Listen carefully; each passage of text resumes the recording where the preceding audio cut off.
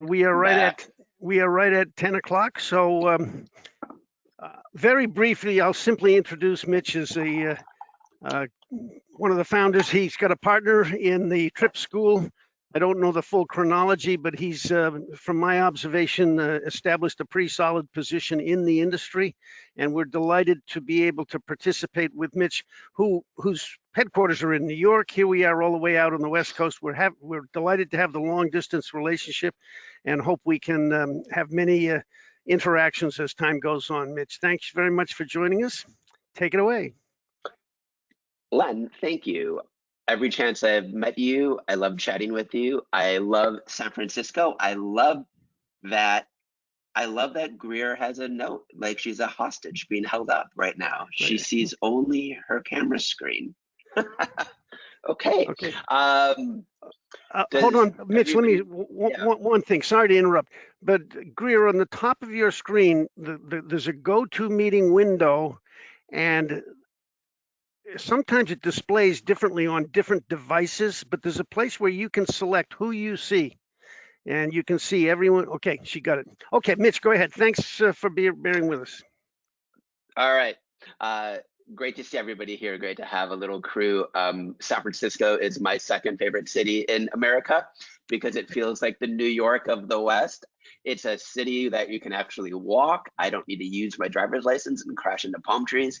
And it has incredible history in every single storefront. So I love San Francisco. I personally right now wish I was in Paris or somewhere else, period, just to be traveling anywhere, but I'm happy to be with all of you Californians. The one thing I don't want during this is for you to be polite. I want anybody to say anything you want in the chat box, to come onto camera and yell at me and talk to me. What I'm gonna do is do something that I like to do with guilds or with guides or anybody, which is just throw ideas at you and sort of jostle all of our brains, because right now we have the privilege of not being busy. It's not normally a privilege, but it is a chance for us to sort of rethink and refresh ourselves with the kinds of tours that we that we offer. And it's a chance to kind of step back and say, can we do things differently? Can we grow? Can we transform our tours? And I think it's a really helpful chance right now to be able to get to do that and to get to do it in community with your fellow guild members. So that's why I'm here. And what I'm going to do now is share my slides and my personal philosophy. So you should all be seeing right now a big white screen that says, let's get spicy. And I have a short attention span. Generally, the guides I've met in life have short attention spans. And so I'm going to go quickly. But luckily for you, this is all recorded.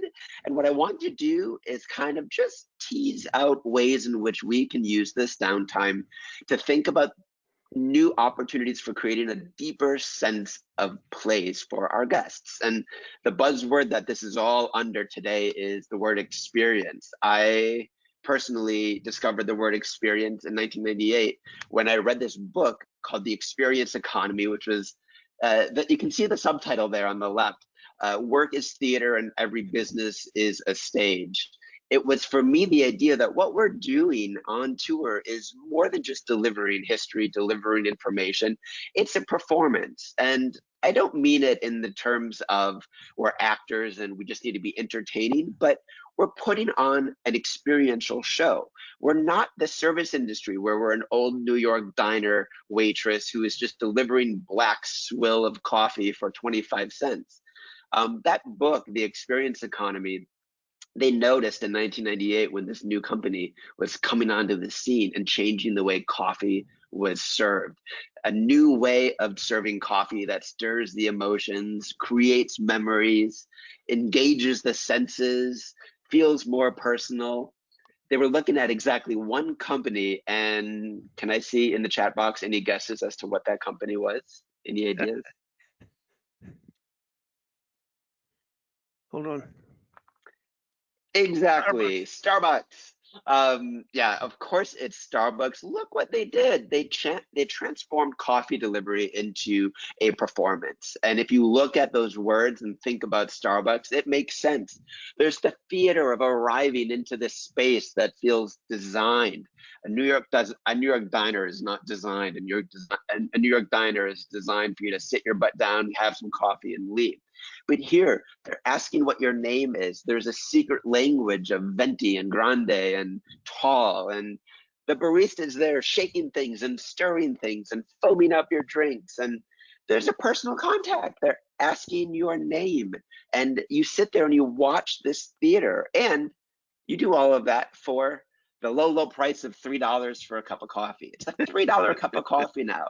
It's not much better, but it's $3. And what have they done? They've stirred the primal parts of our brain that encourage us to feel and to connect with a place emotionally. If we were just using our brains, we'd go, I'm never going to pay $2.78 plus 30 cents tax again for this cup of mediocre coffee. But they know that something more deeper, more primal works inside of our brains. It's the part of us that wants to feel things.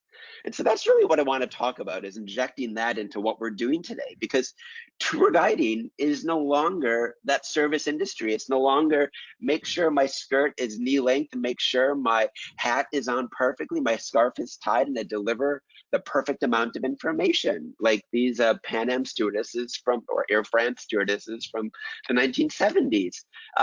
Today, tour guiding is as much about bonding with your group, bonding your group to the place, like Christopher Robin is here doing with Winnie the Pooh and Pooh's friends.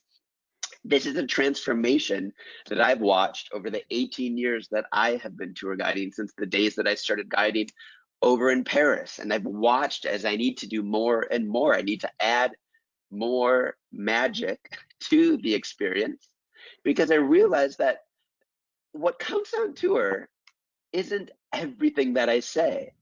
I studied history, I studied philosophy, and I just thought the more I could talk in 1 2 hour session, the more accurate and better my information, the better the tour.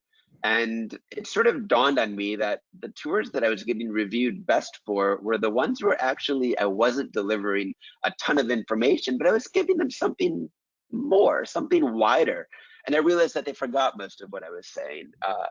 Think you can all relate to this, that you might ask them at the end of an hour tour, do you remember that date that I gave you about Emperor Norton? No, they remember Emperor Norton because he's a flamboyant, insane character, but they might think that he was around in 1984. What happens on a tour? Well, we end up remembering what scientists and psychologists, but scientists have studied to be the peak experiences of a particular time. So we don't remember every single thing we say, but we remember the things that stirred us the most, the things that made us the happiest, the things that made us the angriest. And they did this with 2 lines. So this is a very famous study in the study of attention and the study of experience. They lined up two groups of people. In line number one, the line moved at a steady pace. They got inside the door, and the scientist said, "How do you feel?" And they said, "Annoyed. I just waited 40 minutes to talk to you." Line B, it looks exactly the same, but they did 2 things differently. They sped up the line in the middle of the waiting, and then at the very end of the waiting, they sped it up again. And they got people into the door at exactly the same time, 40 minutes later. And they said, "How do you feel?" And they said, "I feel great." Because they remembered the peak experience, which was speeding up and how good that felt in the middle of the tour. And they remembered the end, which was, "Oh, cool, we're moving." If you ever go into Trader Joe's or Whole Foods, do you notice you wait in a big, long single file line, but at the end, suddenly you're split up into 6 lines and they all move really quickly, and somebody smiles at you at the end and they say, "Right over there." They know that even if that Trader Joe's line was an hour long, at the very end, it's that moment of magic of personal contact, of feeling special, feeling happy, and speeding up that gets you feeling good about that whole experience. And these scientists said the most intense part of a tour, let's call it a tour, is the peak and the conclusion. And that influences whether people would choose to repeat that tour again. That's what I wanted to talk about. For me, I learned it when I started to experience really special moments on my tour. I studied philosophy, so I need to include words like chronos and kairos. These are two words in Greek for time. Chronological time is boring time. It's the tick tock, tick tock. Kairos is those moments when time stops. It's like that moment when you go, wow, time is standing still. When I opened up a piano inside the Citadel here in South Carolina, and I played Amazing Grace because the piano was open, and this woman broke down in tears, and she said that was the song that my mother loved more than any other song, and this is the first trip that I took without her, and I was supposed to go on this trip with her, and she broke down sobbing. We all hugged her, and it was the moment in the entire tour that the guests said they remembered the most. Of course they did. We were all crying and hugging. It's a moment that makes you go, wow, like what a power of travel to connect people on that emotional level. For me, some of those wows included when I was with a group of students and I turned a street corner and I was watching suddenly the Naked Bike Ride parade in San Francisco. I have to say, I'm guessing in San Francisco, you've had some moments that made you go, wow, because you're a city of wows, a city of weird people doing weird things all the time. Can anyone share, whether you want to just do it on the microphone or come on camera? Can anyone share a little moment that sort of made you go wow on a tour? I would love to hear. Let me think. I'm thinking. I can break in and say something about that if you like. Would love it. See, let's say on Muir Woods tours, for instance, what I keep my eyes peeled for, and I'm in the position to do it because I'm behind the wheel and narrating, are wildlife, primarily birds, a variety of species of hawks. I introduce them by saying, look, 12 o'clock high, there's a hawk being. 2 o'clock high, there's a red-tailed hawk. If you do it enough, it's not always going to be a peak experience, but if the hawk has found some prey to grab and fly off with, it's fantastic. I know probably all of my colleagues have seen this on the way back up from Muir Woods on Route 1. There's a particular section of telephone wire which hawks love to use to roost on. I don't know how much traffic I've tied up by going slow so people could focus their cameras with Muir Beach in the background and that hawk. You know, and that's something which is, I've been criticized for that before by tourists as something too random. What did somebody say about me once? They talked about my tour as a cacophony of free association, something like that. And then they added, with some gems thrown in. I think maybe they considered that a gem. Hey, I would take that as a badge of honor. I would book a tour in a second if it was a cacophony of free association, especially in the Bay Area. Kathy Richter, you have a wow moment for us? Hi, can you hear me? Yeah. Yes. Okay, great. So just a little add-on to your comment about your visit to San Francisco when there was a bike, all these, hundreds of bicycle people. Well, I would have some people dangling. One time when a whole parade of bicyclists went by and they were all naked. And I was speechless myself because I had no idea how people would take that, but it was so very San Francisco. When it was over, it was kind of a wow experience, like what just happened? So it was great. We saw the same naked bike ride parade, and I was with a bunch of 8th grade boys, so it was eye-opening. That's great. So you get the point. Those moments that stop time for good and for bad. I had a hotel that I was visiting with a group inside the lobby, and the hotel lost all of its power and it turned completely black, and we were all suddenly grabbing walls to find our way out and regrouping again. there's the good, of course. I mean, I had a group of Brits who were supposed to be on a walking tour with me, learning about Greenwich Village, but it was right before the Halloween parade, and they had never celebrated Halloween like an American. And we just went to a costume store and all bought costumes and ended up marching in the Halloween parade. That was their historical walking tour. It doesn't happen that often, but all of those little experiences suddenly make you feel like you're somewhere else doing something special. And it's something that coheres your group. You bond, it involves people, it feels surprising and special and unique. And most importantly, it's preying on our emotions. And so for me, those kinds of experiences, it's an action. We've seen a hawk. You rarely see that, or you feel something, or you touch something.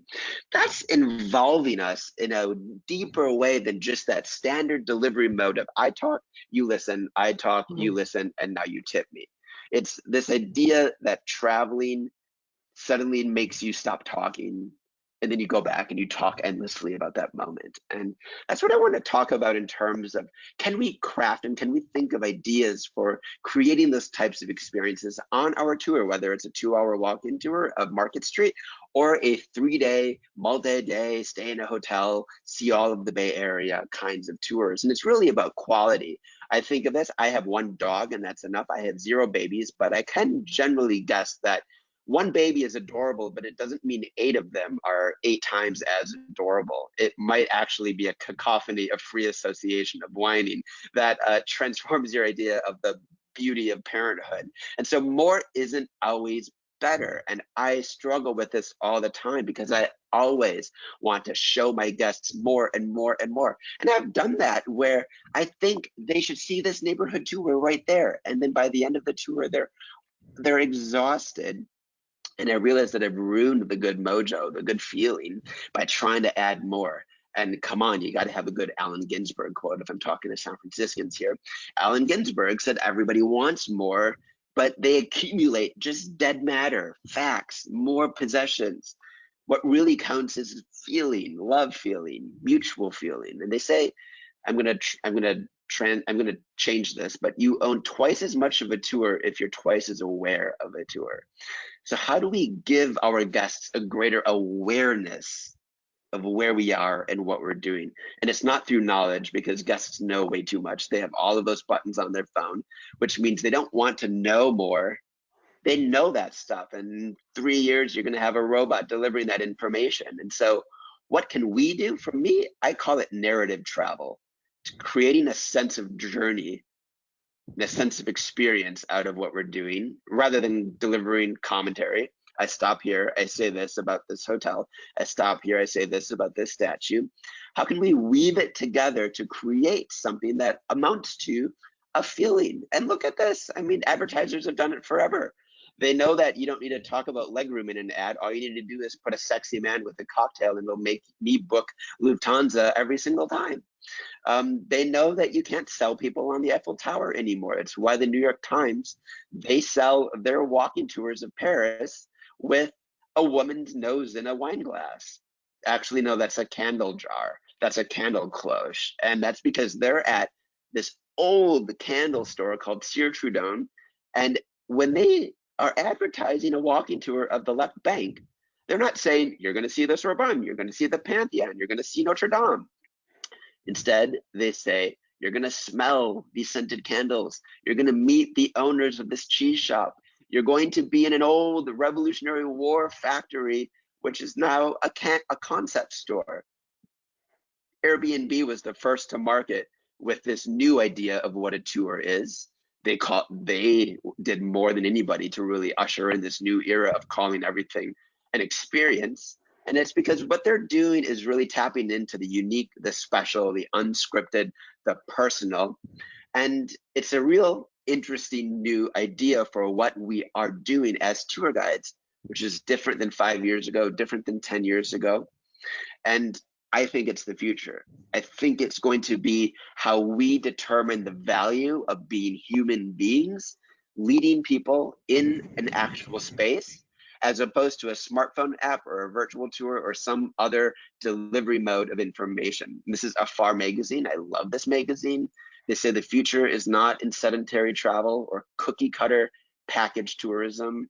Consumer attitudes are changing. People want to travel better, deeper, more emotional level.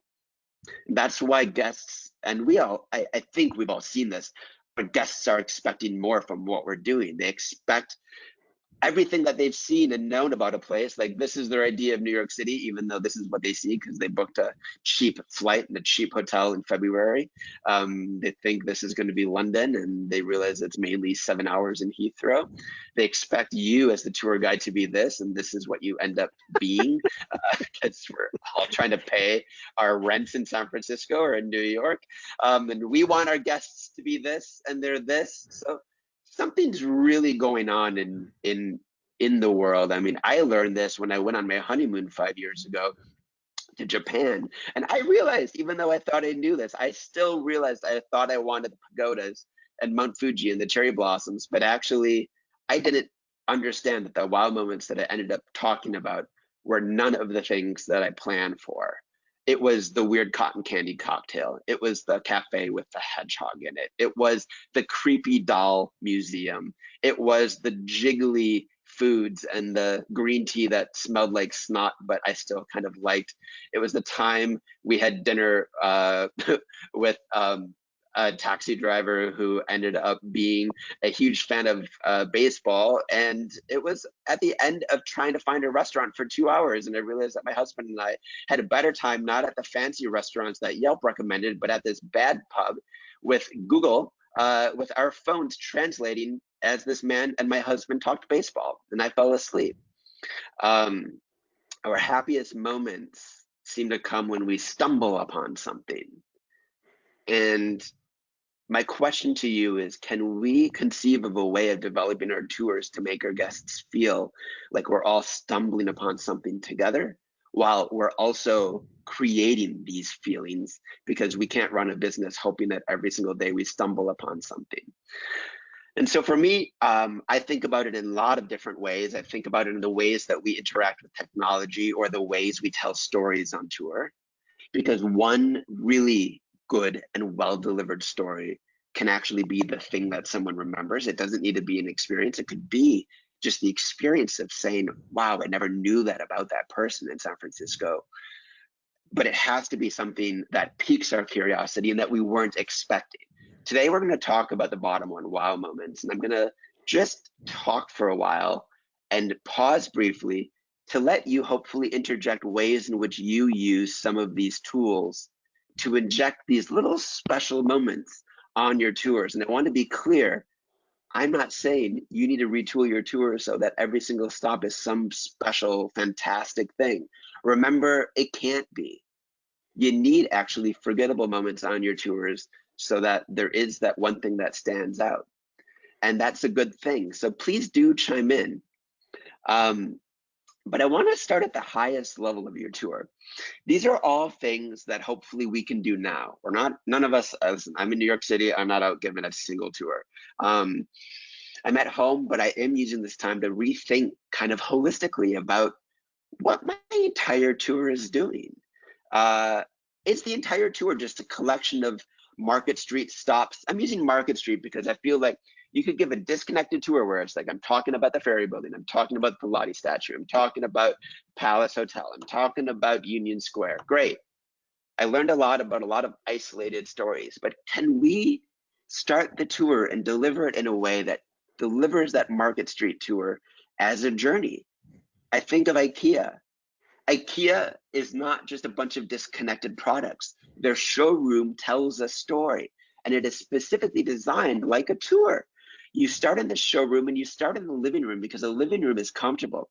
It's the first room your guests sit down in. There's a couch, there might be a TV, there might be also a bedroom and a kitchen if it's New York or San Francisco, but in a normal house, it's a room of comfort and of socializing.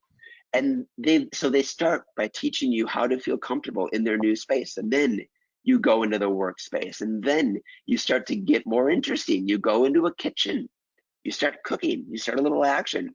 You dine together, you eat, you drink. It's an escalation of emotion, of excitement. Food is sensual, drinking makes you a little excited. And then you're either tired or excited in a different way, and you go to the bedroom. What happens after the bedroom? You go into the kids' room because kids come after the bedroom.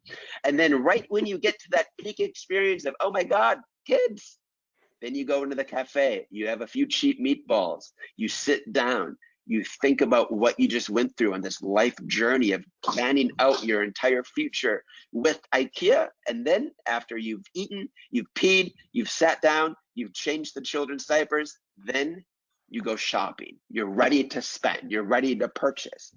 They don't have you purchase along the way. They want to sell you on the emotional journey of making IKEA feel part of the next 70 years of your life. It mirrors exactly a good novel or a good movie.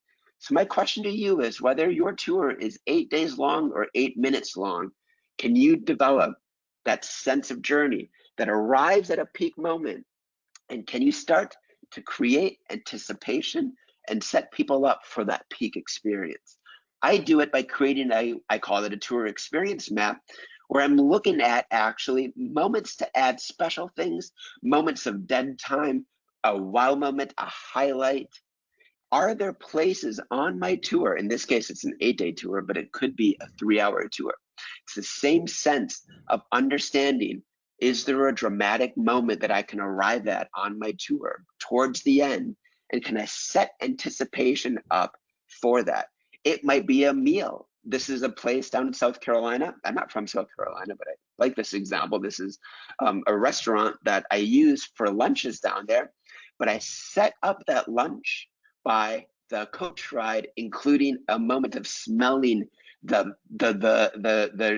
spices that are going to go into the shrimp and grits, feeling what grits feels like, playing a little video on the bus of the guy who's going to cook the meal, and then finally meeting the man and eating the food. And it tastes so much more interesting and better when I've shared that story of the chef, when we've smelt what goes into it, and have created an IKEA-style journey leading up to the meal that involves the person, involves the senses, involves a sense of anticipation. So that's kind of what part 2 of all of this is going to be, is using that sense of tour design, of building anticipation, of including emotion, but it doesn't have to be in such a grandiose way. It doesn't need to be something so big or so orchestrated, but it involves thinking holistically about your tour and then placing something somewhere to make your guests remember that more than everything else. That's really the main point of all of this. But it'll look different whether you're a food tour or a day tour or a multi-day tour or a simple walking tour of your city or of your region. Every single tour is going to look a little differently. First, let's start with your tour. Begin with the tour. Can you begin with offering some sort of gesture or action that begins the tour on a good foot? Can you begin with a little piece of whatever your city has? don't you have that famous candy store? You have some sort of candy store in San Francisco, don't you? I'm trying to remember. Seas. Of course, Seas. Seas. Can you begin with a little piece of Seas? I mean, listen, you might be selling a $20 tour. Well, if it costs you 20 cents to offer a beginning little piece of Seas candy, you don't need to be there, but you share it as a little moment of San Francisco-ana. Can you say that, like Americana? Californiana. And then tell a little moment of San Francisco history while they're associating the beginning of the tour with something pleasurable. I do it when I'm in Philadelphia leading a tour with Whitman samplers. They come from there.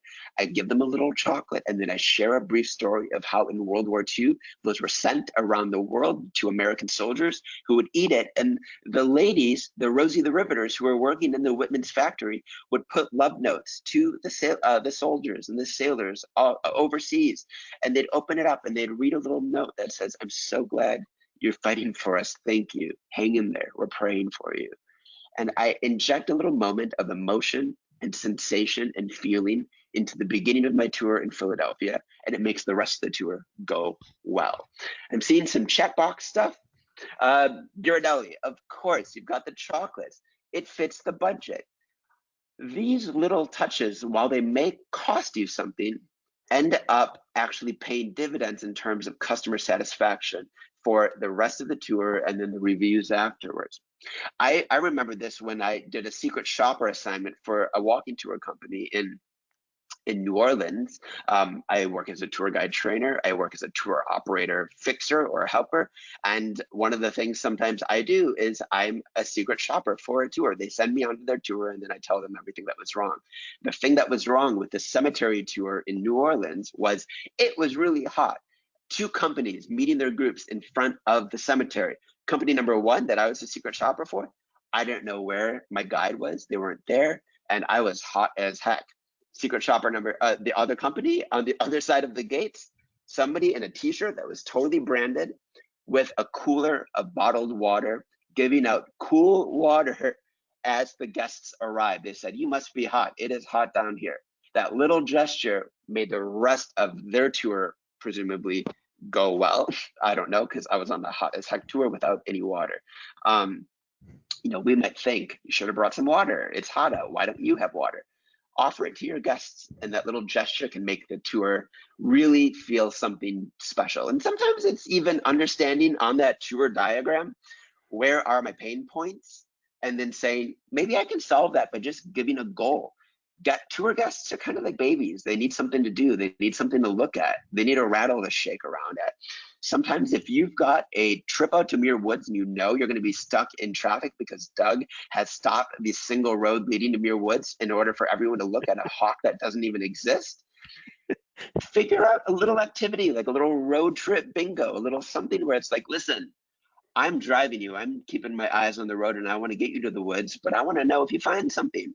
And I'll say this is a list of every single thing I've ever seen in my 13 years of driving out to Muir Woods.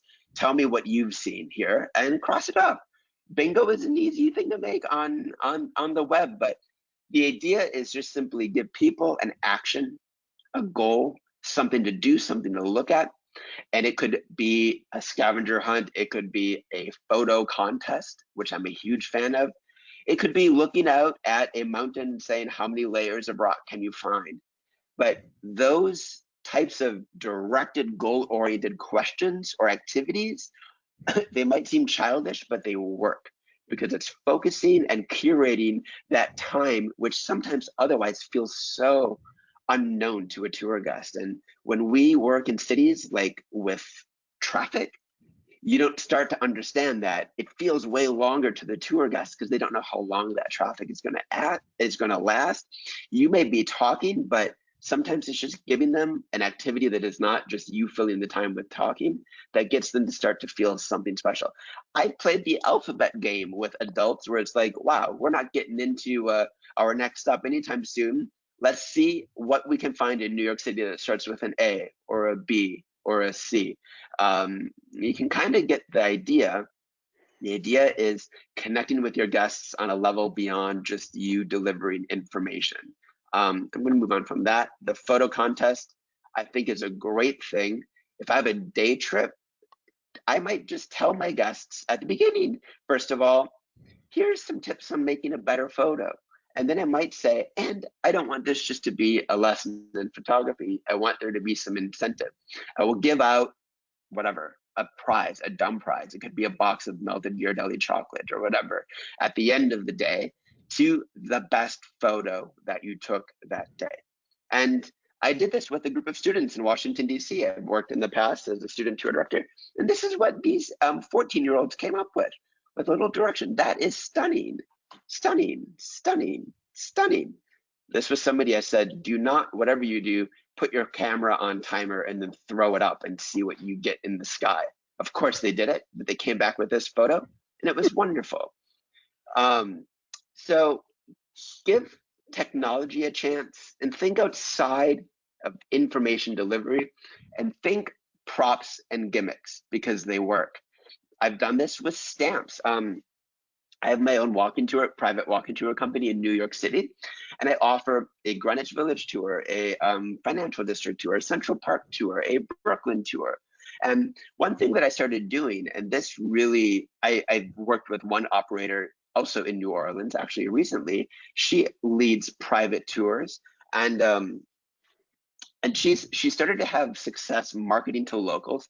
But what she did was she took my advice. She went on a Vistaprint. She made these little stamps, and she basically made a game where she said at the end of a private tour of a certain area of the Garden District in New Orleans, you get a Garden District stamp. And she had 5 boxes on a little New Orleans local passport. And she said, you get a stamp every time you come back and fill up your passport. And then she said, at the end of the 5 tours, you get a tour for free if you want, if you can fill up the 5. And I mean, this is the barbershop loyalty card technique, and it's worked for her. She can give a free 2-hour tour if it means she has a customer returning 5 times at $300 a pop. At $1,500 in the bank, she'll gladly add an extra $200 or 2 hours, because for her it's worth it getting that repeat customer in and gamifying. You guys live in San Francisco. You are the home of gamifying our brains. You're also poisoning our lives because we all want to click on notifications on Facebook and Twitter and Instagram all of the time. Those little dots that come up give us a little jolt of dopamine. How can you gamify your tour to create that type of relationship that makes them want to come back, collect all the Pokemons, collect all your tours? So that's one angle for thinking about your tours. Gamifying, creating that type of connection that involves activity, that bonds us to the place. Another thing is to think about the moments on your tour where you might have a pain point and where you can start to solve that with a little wow moment. I did that at a hotel. This is in Vancouver, and I'm bopping around the world, but you know, this could apply to a hotel in San Francisco where you take them in. This particularly happened to be an annoying hotel, but I found this in the lobby and I Googled it, and I realized that actually it's called the Voyage of Discovery. I also realized that the plaque misspelled the artist's name.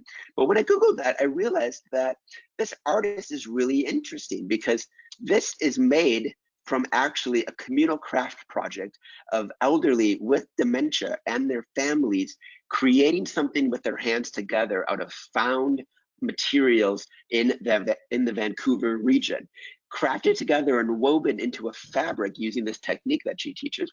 And then the artist painted a map of Vancouver over it. And in that hotel lobby now, I started to, and this is all just the backstory of it, I started to make that an arrival moment in the hotel. So when I'm going into like the Palace Hotel or going to Union Square, or going whatever, instead of just giving the overview of the whole hotel, I'm trying to direct their attention with an action or a story to a specific thing that makes that place kind of come alive. Go see this. This is my favorite overlooked part of the Palace Hotel. And I bring up the Palace Hotel. I can't actually remember what the thing was that this guide said, but I took a free tours by foot tour of San Francisco with a really nice guide, a really lovely guide. He might be here right now, I don't know. But he did that. I had been to the Palace Hotel many different times, and I had heard great overviews, but he said, listen, everybody hears these same stories and it's great, but I want you to go to the back and go to this corner. And I don't even remember what I looked at, but I remembered feeling like I was seeing and discovering something different and special from everybody else that was going in there with all of the groups that go in there. And I do that as sort of an example to say, there's always a story behind the mundane, and that can be turned into a wow moment because it feels like it feels to your guests like they're getting something special. They're feeling something different than they felt on a different tour. And you know, you've got Pier 39, you've got all of these places where everybody goes. And I'll say this, the thing I remember about the pier and the walk along the bay over there, I remembered a story someone told me in San Francisco about the little sailor's chapel there, that little hidden sailor's chapel or fisherman's chapel, sorry, right there in the midst of everything. I remember the Musée Mécanique because I was like, this thing exists. And I remember that chapel. I don't remember the seals because everybody kind of has heard about the seals at this point. I don't remember the boring parts of walking along. I don't remember Boudin Bakery because, again, you Google TripAdvisor and, like, you know, number one thing is like eating bread in Boudin Bakery or whatever, right? What I remembered was that hidden, that specialty, that unique gem. And I use an app called V for Wikipedia. I love it. It's for iPhones because I can discover gems. I discovered that behind this grocery store is actually a really great story of the way that this town was used to be an example of all of America, and they airdropped photographs of this town across all of Germany when American soldiers started marching into Europe. And this was a PR campaign by America to help Europeans recognize that Americans are humans too, and are kind of normal humans too. It turned this bad stop on my tour into something really special. And for those of you doing Bay Area tours in which you are driving from San Francisco down to San Jose, and suddenly it's 2.5 hours of traffic that you didn't even expect, and you know traffic is bad, find ways of figuring out how to spice up that route, understanding that you can make that travel time special by injecting a sense of story or sensation or action into it. And at this point, I'm interested. If you're doing day tours or you're doing tours where you might have to you might have to wait a while or whatever, is anybody doing a little something, injecting a little spice to add something or to entertain the troops on those long routes? I see Linda Brown is doing a homeless person counting. Anybody have anything to add? Any little nuggets that they add in or activities that they do? Well, I can tell you a story about, let's say, the trip back from Carmel by the Sea to San Francisco. Let's say I'm driving a 45-foot motor coach and I'm narrating as the sun goes down. The second half of it takes you through Silicon Valley. Traffic can be a problem, but usually by the time I get there, it's not too bad. People are tired. I've made up a story about Larry Ellison. Basically, it's all made up. And like yourself, I have a Midwestern connection. And you may remember some of the Levittown style organizations such as Welcome Wagon and whatnot. And I have people imagining Larry Ellison up in his mansion, built a long time ago, being approached as he moves in as a new arrival, like he's just some Joe suburbanite, by a Welcome Wagon guy. He takes the Welcome Wagon guy around, and this is all a play on Ellison's ego, let's say. Ellison, at one point, I believe it was in the papers, he was planning on putting in a helipad in Woodside. It never went in. To his credit, he decided against it. I have an elaborate description of what a Welcome Wagon gift basket would look like. And I'm saying this slowly, a sentence, a pause, a sentence, a pause. And I basically end, the punchline is basically, and finally at the end of this, the Welcome Wagon representative is fast friends with Larry Ellison. And as they're watching the sun go down, Larry Ellison puts his arm around the Welcome Wagon guest. Let's see, I'm not doing a good job of telling this now. Basically, the Welcome Wagon guest ends up saying, gee, Larry, this is a wonderful grounds you have here. I love your koi pond. But I didn't even know, let's see, how do I put it? It's been a long time now. It's been about 6 months. I didn't even know that there were helipads in 16th century Japan. I did a lousy job of telling that, but the idea is he has a koi pond. It's patterned on some sort of temple in Kyoto, Japan, and that. And I'll get a few laughs. It's basically the end of my narration for about 20 minutes until I get back to San Francisco. And after that, most people, I would say, just go to sleep for a little while. I mean, it's a story of which I've done a very bad job of just telling, but I think it's kind of in the spirit of what you're asking. Mhm. Yeah, absolutely. It's making them feel something that perks them out of the normal doldrum or the normal way in which they feel. It's creating that peak feeling. And yeah, great. Thanks, Doug. So that feeling doesn't just come from story or from speech or from whatever. It involves our whole bodies. It involves our whole brains. And so at the same time, we began by talking about Ghirardelli chocolates. Smell and taste, any senses are powerful. Whether you can inject into your drive out to your woods the smell of whatever tree, I don't know, hibiscus, halias, whatever. I don't know anything green, but could you bring in a little bag that smells of something of the exterior environment into that journey? Or is there a way in which you can involve I don't know, a berry or some sort of food? The minute we in our brains associate a moment with a smell, it lights up our brain for very weird reasons. I mean, do you remember Proust, the beginning of his big 7-volume thing? It all starts with him just remembering a Madeleine. That's a real thing. Taste goes to our brains. There's books on memory about the way in which memory associates strongest with tastes and smells and everything else before it is with anything else that we do. So as I go through this, if you use smells or tastes in any way in your tour, put it in the chat box or come on and let me know. And it might even be a little taste of something, a little sip of something like cider. I've been up on a tour in Maine where I share this story about Moxie being invented there, and then at the very end, I give them a little swig of it.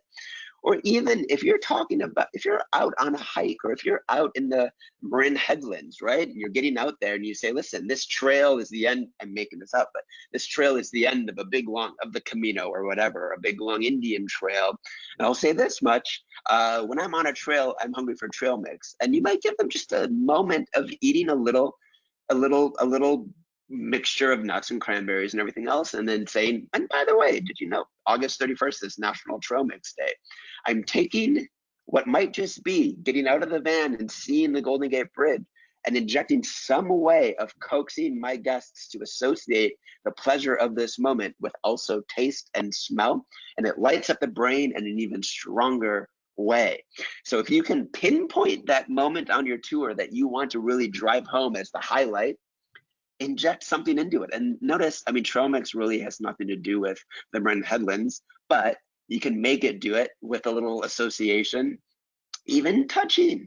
I mean, we're in a like post-COVID world, and so you're not going to be touching each other. But can they touch something on the beach or in Muir Woods, and just even giving them a moment of just saying, listen. There was a study done in hospitals where they had guests who were sick, and guests number 1 got no view of nature. Guests number 2 got a view of a mural of painted nature of a tree on their wall, and sick patient number 3 got a view of a courtyard with a tree. And the persons that healed the fastest were the persons that saw a tree. If you can create a moment in Muir Woods of poetry and connection and touch to a tree, or a moment in a walking tour in central downtown, busy and chaotic San Francisco, where they can touch something or be connected and grounded with nature or with the water, it does wonders to the brain. You might take them out onto whatever that little walkway is, that little jetway that leads out to the view of the Oakland Bay Bridge, and just say for a moment, close your eyes and just smell that bay air and know that it's roughly the same smell that Hernando Cortez or whoever sailed through the bay and smelled and felt at in the 1500s, whatever. I'm making it up right now because I haven't been in San Francisco in a long time. Or it might be, I've done this where I visited a granite quarry and I had little pieces of granite and I surprised them by letting them be able to touch that granite before they get there, or the grits. All of that is not fluff. I mean, it is, but it's not fluff in terms of designing a tour that gets your guests to remember something in particular that reminds them of how great the tour was overall by creating that peak experience. So I'm going back to that lesson, but it's so important in psychologically understanding how tour design can work. If you're doing a beat poetry tour, a tour of the end of a tour of punk music in Haight-Ashbury, maybe ending by sharing a playlist of Spotify.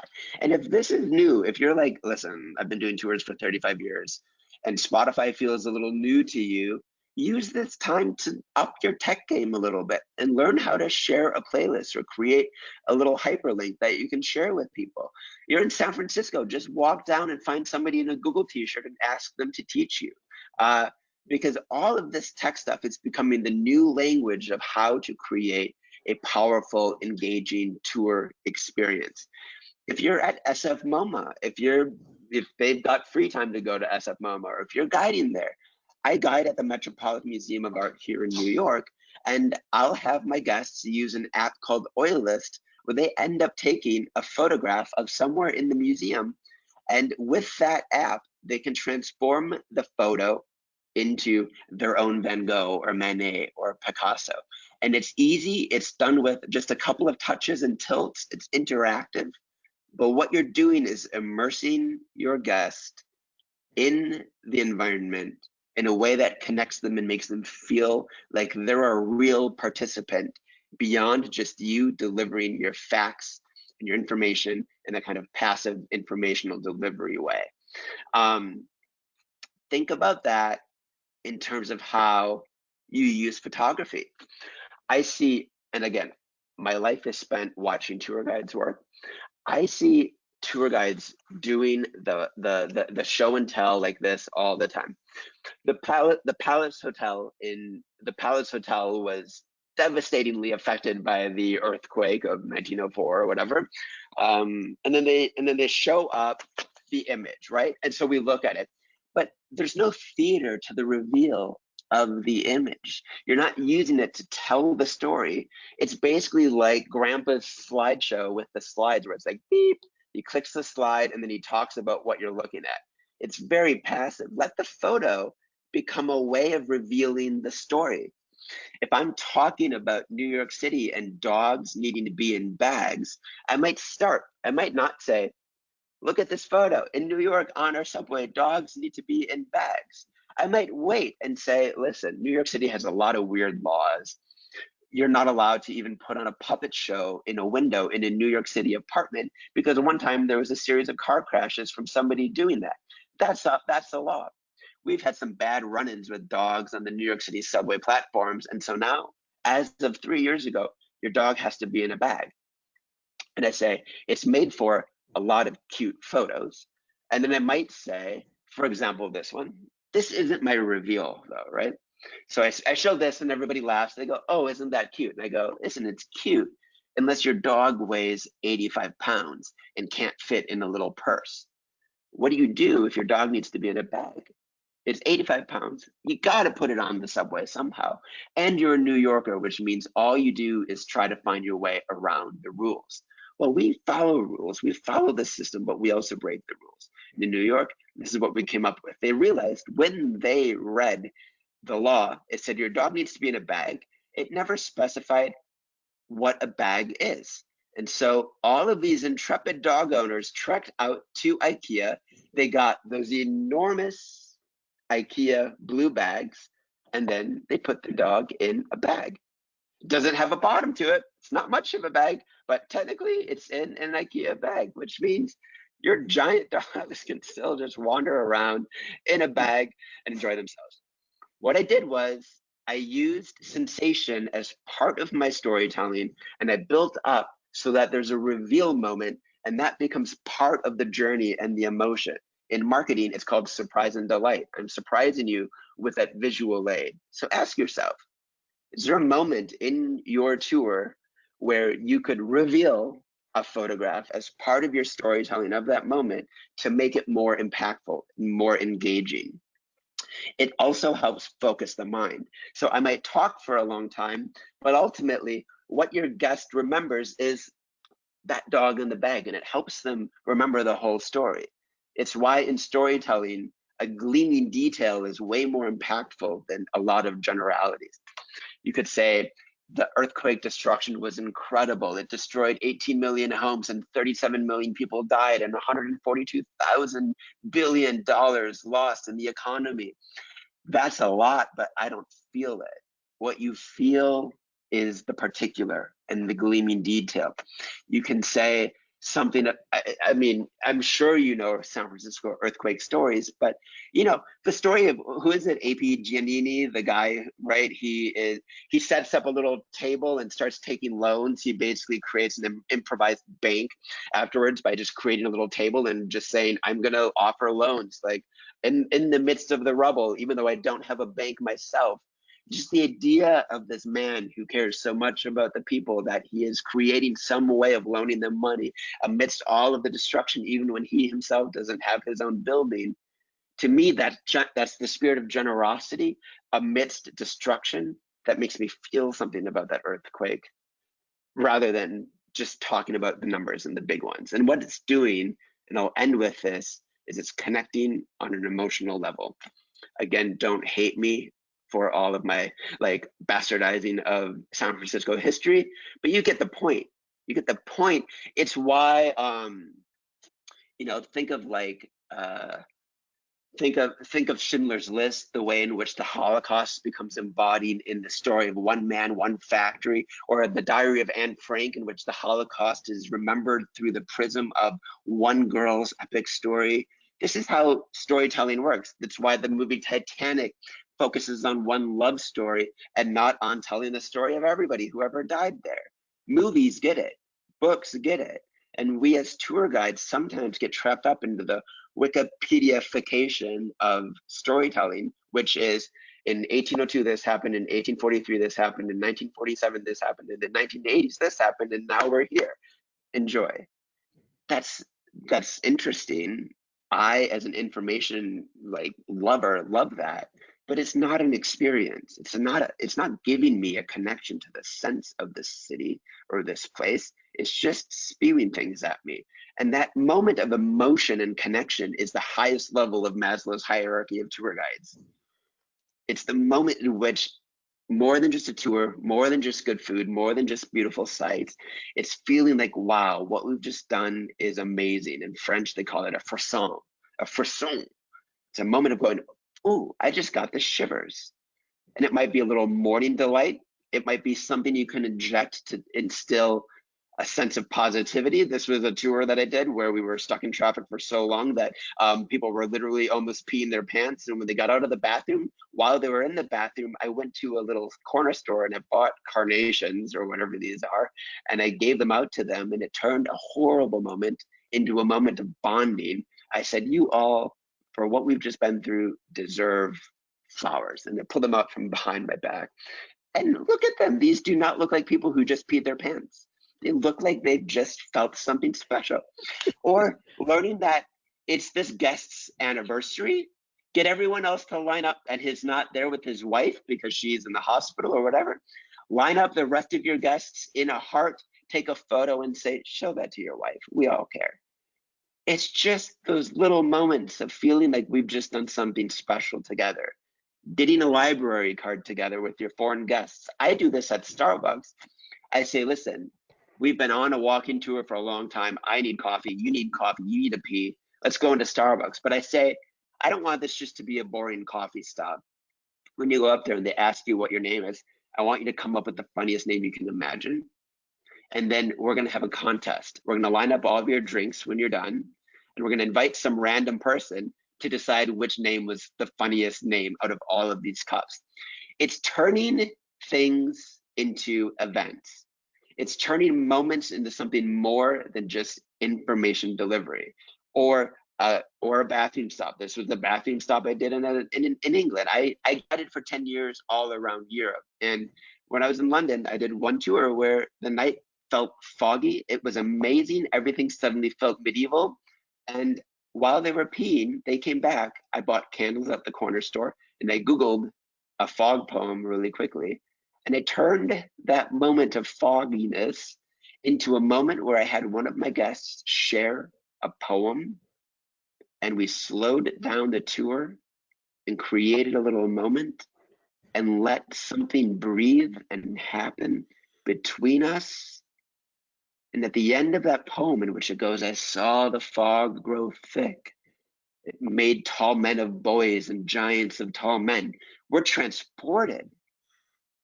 We're transported in the New York subway when I read a poem from 1904 that's about how bad the subway is. A moment of poetry. Museum docents do this. It's called the slow art movement, where you spend 5 minutes staring into a painting. And again, this goes back to the beginning of the talk. The less is more, quality over quantity. Finding that moment on your tour where you can say, this is what I'm going to make special. I've done this and I've tested this out, and I've watched as my reviews online become fixated on this moment. It's the thing they remember. And so just to end, because we're out of time, the ending of your tour, the beginning of your tour, and the peak experience are the 3 most important parts of your tour. Why is the ending important? Because if you had an amazing 4-hour tour, but you'd never included a bathroom break and all they thought was my bladder is about to explode, doesn't matter how great your tour was. All I'm thinking about is, oh man, that was that time I had to pee for 4 hours. People remember how they feel at the end of a tour. And so choreograph the ending. This is that same quote I showed you at the beginning, to make them feel like something special has happened and I feel great about what's happened, because those psychologists said that's what affects whether they're going to choose to repeat the tour or not. So for me, I'll just give you one thing that I do on all of my tours. I do a lot of private tours. 100% of my tours are private, just small groups of people. I'll take a photo of them, of the couples, portrait mode of my camera, and I take them. It's a beautiful little photo. While they're in a bathroom break or a moment of getting coffee or something, I use a little device called the HP Sprocket. I print out this image of them. I tape it. It's a sticker. I stick it onto little 2x3 Amazon magnets that I've purchased online. I stick it on there so that at the end of the tour, I say, I thank you all so much for these 3 hours or these 3 weeks or this day that we spent together. And I want you to remember how happy you were during this tour every time you go and eat or do something. And so as a little thank you from me to you, I wanted to give you this little refrigerator magnet of you being happier than you've ever been in your life. I give it to them, and let me tell you, they wonder, how in God's good earth did I make a refrigerator magnet while I seemingly have been with them the entire time? This is a wireless printer. It connects to my phone. It prints out in no time. I stick it to a magnet, and it feels like $1 million gift because it's a surprise. It's delightful. They didn't see it coming. You don't advertise it as part of your tour. It's a little special wow moment at the end that makes them want to come back. And you could even add the logo of your tour company there, or have a little sticker on the back of it with your contact information, so that when they go home and they stick it up there, they go, wow, what a great little tour guide. They've got your contact details, and every time they look at the fridge, they think of you. And the next time they're having cocktails with somebody that says, I want to go on a tour, they go, oh, that reminds me of Len, because I remember looking at Len's tour company every time I open up the fridge. You should go and use Len. This costs about 40 cents. It's about 30 cents for the photograph and 10 cents for the magnet, but the returns for repeat customers and raving fans is incredible. So really, that's it. That's all. If you just remember those 273 slides, then you've got it down. But it comes down to something very simple. Isolating and deciding, how can I make this moment come alive for my travelers in a special way? What do I want to get out of this moment or of this place? And then how can I create the circumstances that bring that about? How can I add something in there, inject something? And it might be something to touch or smell or eat or a story. or a photograph, or a use of technology in some sort of way. It could be something not even remotely described by me today, but the principle is the same. The principle is completely the same, and it applies to all sorts of different kinds of tours that you may do. And I, at this point, would like to open it up to you. It's about touching lives. It's about going deeper in a way that makes us as guides feel like that extra mile or that exceeding of expectations pays off, not only in terms of better tips and more repeat customers and better customers, but also of feeling like what I've done is actually create a deeper connection to my guests and them to this moment together. For me, it's what makes guiding a career. It's why I want to do this more than anything else that I do. Luckily for you, if you go to my website, there's a big thing that says free resources, and it's like dozens and dozens and dozens of articles and videos and stuff that you can find will hopefully help continue the conversation more than trying to remember everything that I shared here. But I would love to finish, and I know we're already over my little hour, but I would love to finish with any thoughts or reactions or feelings about, about what you think in terms of whether it's helped you, reflect on your tours, and also what you do on your tours that kind of embodies this sort of philosophy. Who'd like to jump in and offer Mitch a warm thank Not you? everybody at once. Okay, I'm in line. Oh, Was that Vera? Oh, yes. Hi there. Yes, first of all, thank you very much for your insightful presentation. It's triggered lots of memories on how we do things and sometimes don't do things. I do over the road tours, so it's spacing it out throughout a 2-week period of time to remain interesting and engaging and letting them rest, letting them be part of it. And it's a real juggle, but I have lots of show and tell that I pass around to keep them awake. Learning the timing was one of the first big moments when I started 20 years ago, to understand that it's okay for me to not be talking all the time and for them to rest and then wake them up with something interesting or give them a timeline, so the next half an hour or so on. And so, yeah, these special little tidbits of information, whether it's an interesting person that comes from that region, or when we go, when we come out of Death Valley and go to Yosemite, up on the top overlooking Mono Lake, there's this huge obsidian rock that unfortunately has been taken off of its display, so people miss it. And most people might have never seen it, much less touched it, to see how incredibly sharp it is. And, you know, so it's these little things. And so thank you for pointing that out again, that it does matter. You know, you do it sort of automatically, but I guess in the end, it does make a difference. So thank you. Absolutely. I mean, just to follow up on that, I think the real lesson is and it's paradoxical because I just crammed a lot into an hour of me talking, but really these are all ways to think wider than just my job is talking, and that we can actually pace and choreograph an experience that involves a lot of different styles of interaction and engagement with where we are, whether it's a 3-hour or a 30-day tour, that feels more holistic in terms of the engagement and actually demands less of us always performing and talking and communicating just verbally, which is exhausting for us and for our guests. But we often work ourselves up into a tizzy where we think that's what we need to do. I've got to know more and say more, and it's hard to remember that. So that's great. Can you hear me at all, Mitch? Yes, Yeah, we can hi hear you. Martina. Oh, great.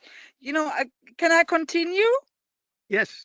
Yeah, you know, No, I just no. loved your presentation, and what gets me so is the realization how in the flow of what you are saying, I can just flow with you.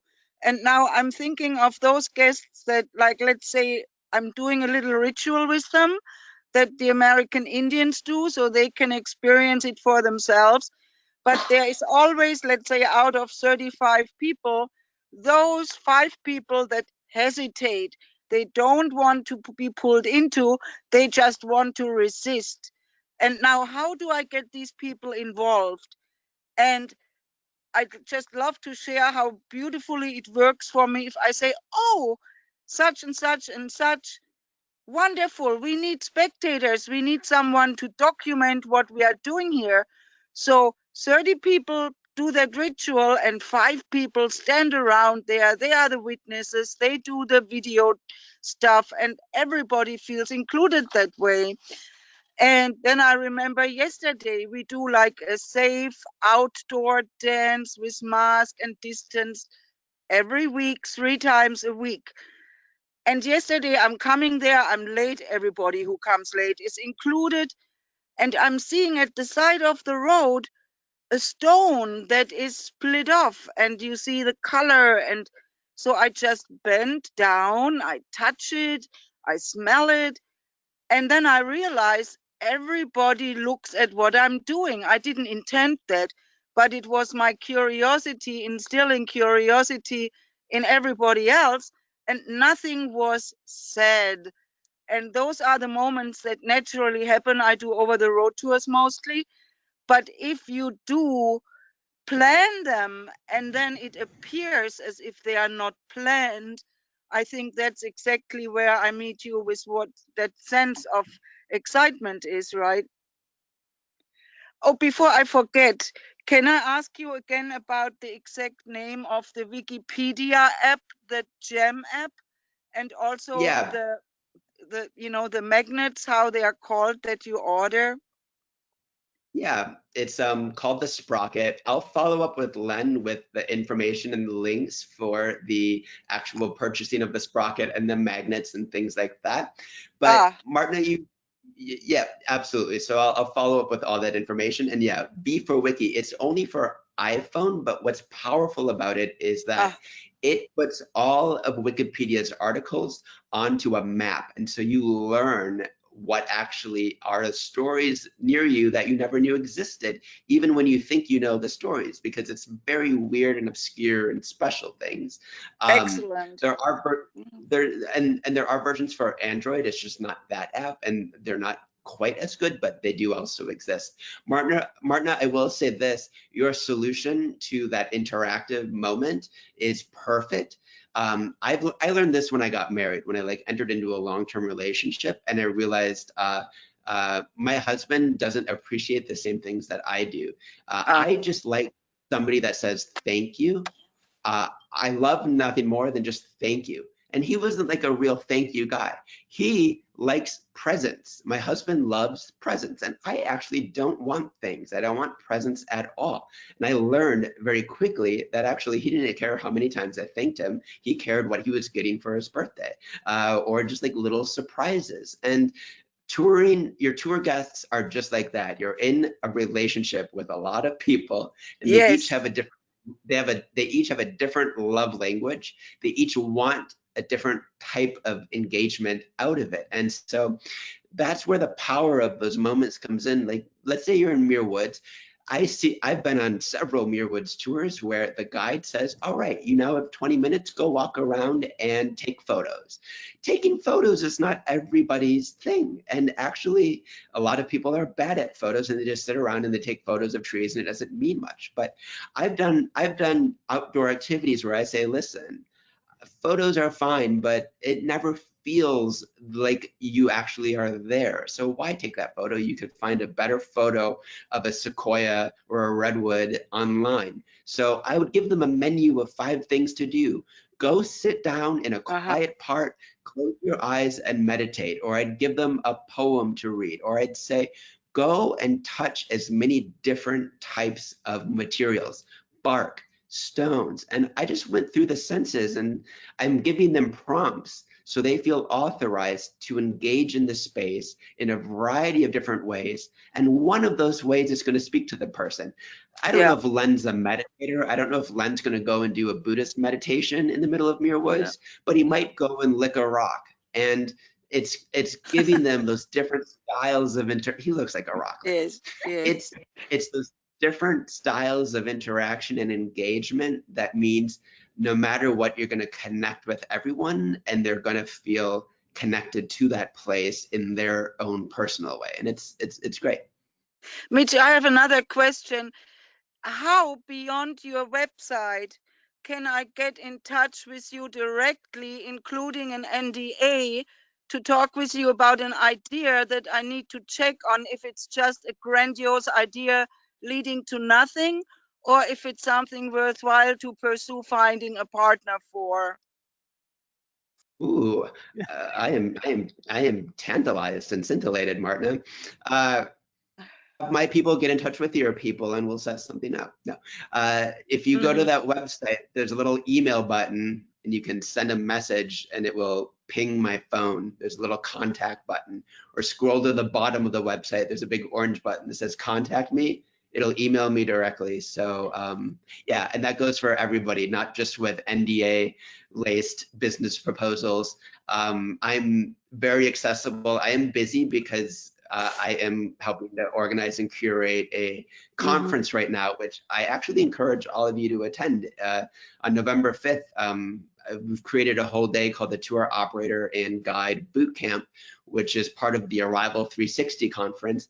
But it is over 40 sessions of trainers and guides and experts and people sharing different ways of just refreshing and reinvigorating yourselves and your tours. And I will say this, Heather White is one of the facilitators and presenters down there in the corner. Hi, Heather. Yes, yes.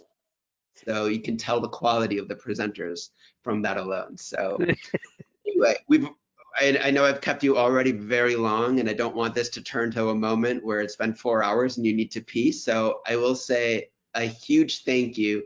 And yeah, please do follow up with me, because my life is just talking to guides and operators and hearing from you what your needs are, what your thoughts are, and trying to connect us all. So it's been a really pleasurable afternoon for me and morning for you.